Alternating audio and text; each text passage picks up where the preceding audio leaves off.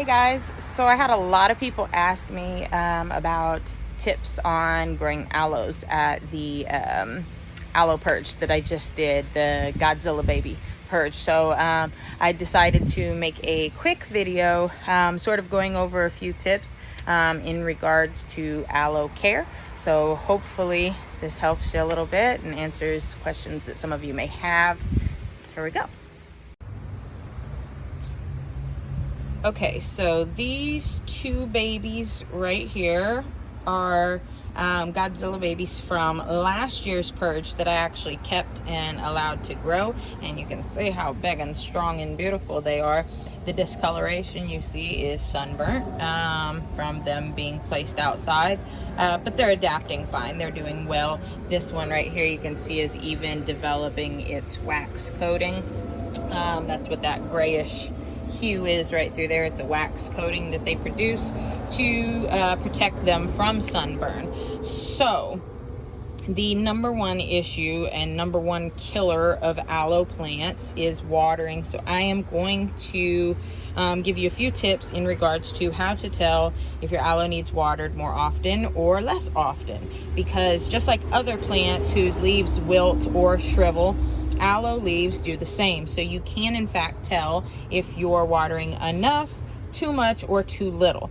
The first thing is when you're looking, I'm getting here close, when you're looking at the plant, you always want to look at the newest leaves, these newer leaves, because as the leaves get older and stuff, the plant starts putting a little less energy into them, and they start not looking as good. That's normal, it happens. So don't really panic about that. Just focus on what your newer pieces look like. So let's see, if you can see this right here. You see how round that is, that piece? It's like bulbous. It is very, very round. And even these, see how very round they are? They're almost not flat at all. The word is convex, I do believe. They're very convex. That means that this plant has plenty of water, to the point where it does not need any more water. It is doing fine, and that's because it's been outside and it's been raining lately. However, it will be okay because it gets so much sunlight being outside, so it will utilize that water and be just fine. So I am not concerned with that. However, if you have an inside aloe plant, this is not necessarily ideal. If your aloe gets really plump like this and you keep watering it, you will rot it. That's just what's going to happen. It's overwatering. We're going to come over to this one. Now on this one, you can see that the leaves, this one's a little tiny bit convex, but if you look closer to the base and stuff, it's almost flat. It's almost perfectly flat on that front side. This is exactly what you want. You want your aloe plant to be perfectly flat on its inside part there. So if you can see that, I know it's kind of difficult, there's so many pieces. Now, how you know if your aloe is dehydrated is if you have convex leaves like this. Now this is an old leaf that is dying, so like I said, you want to pay attention to the newer leaves. But if one of your newer leaves looks like this and it's dipped in like that, that is a dehydrated aloe. And if you allow it to become too dehydrated and then try to make up for it with too much water, you will also rot your plant, because its roots have dried up and shriveled up and they're unable to absorb that much water when you try to make up for it. So it's really a balance of just kind of paying attention to the signs. You don't want it to get this convex, but you also don't want them to be, completely round.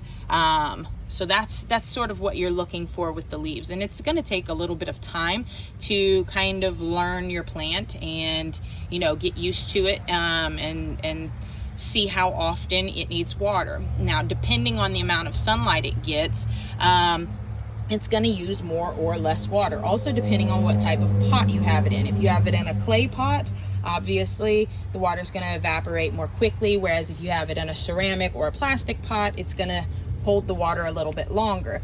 None of them are better than the others. It's just a matter of paying attention to how much water your plant is actually using. Now, as far as sunlight goes, aloes do like a lot of sunlight. However, you can see direct sunlight does in fact sun stress the plant. So if you want to put your aloe outside, my suggestion is to put it into a shady area initially, and then slowly move it into more sunlight, so that way it can have time to sort of adapt and develop its wax to protect it. I did not do that with these. I tossed them both out here, and that is why all of these bottom leaves are sunburned and the top leaves are looking better, and that is because it has started to develop its wax bloom. Now another thing about sunlight, if you're not putting your plant outside at all, is that they do like a lot of sunlight, but they also like warmth, not just sunlight. So a west facing window is always best for aloes, because they get the nice hot evening sun, as opposed to like an east facing window that they only get the morning sun, and it's a lot less intense. A southern facing window is also good, but just make sure that, especially in the summertime with the AC going and stuff, they don't get too cool. You will notice a slowing down of their growth.